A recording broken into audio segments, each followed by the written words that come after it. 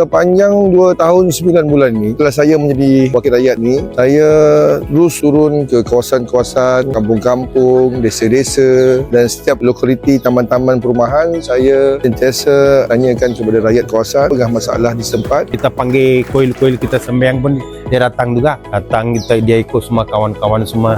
Dia memang bantu lah. Sepanjang 2 tahun 9 bulan ini, banyaklah perkara-perkara dapat diselesaikan. Kedah Palung 2, 1, Pekan Barat, di sini Jalan Padang. Jadi perubahan tu kita nampak ketara lah. Yang paling kita orang cakap kehendak masyarakat ialah sekolah SJKT Saint Helier. Dulu terbengkalai selama 8 tahun. Akhirnya kita dapat siapkan di bawah pentadbiran saya yang berjumlah 1 juta lah. Lepas tu kita dapat selesaikan masalah tangki, Taman Sirompin. Syarikat Air Negeri Sembilan telah luluskan 400,000 untuk menukar tangki baru. Dan di Felda Palung 2 pula, masalah tangki yang terbengkalai selama 8 tahun pun dapat saya selesaikan bersama Felda. Kini dalam proses untuk melantik kontraktor. Dan di Palung 1 kita dapat mengusahakan ataupun memohon sebuah bangunan baru untuk tabika prasekolah yang bernilai 5 juta untuk komuniti di Felda Palung 1. Dan kalau tengok di kampung orang asli, kita telah mendapat kelulusan daripada Kementerian Desa dan Wilayah berjumlah 7 juta untuk bekalan air luar bandar, melibatkan 11 kampung orang asli di sini. Yang paling menarik sekali, dapat peruntukan 35 juta membina jalan penghubung baru di antara kampung orang asli Panco ke kampung orang asli Batu Putih. Ini satu pembangunan yang betul-betul yang di luar jangka lah. Dulu estate sana pun gitu, pusal pun Datuk Manikum buat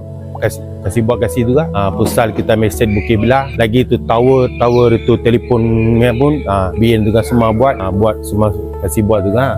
Banyak dia ambil tindakan, banyak dia menolong kampung ni lah. Orang cakap depan lain belakang lain tak, memang dia banyak menolong. Dia kalau macam kita orang ada program bisa turun, dia tak ada orang cakap macam kita jemput, dia tak datang. Dia sentiasa walaupun lambat dia akan sampai.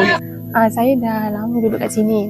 Saya melihatlah Tok D ni banyak kira macam menolong pembangunan orang-orang kampung sini lah.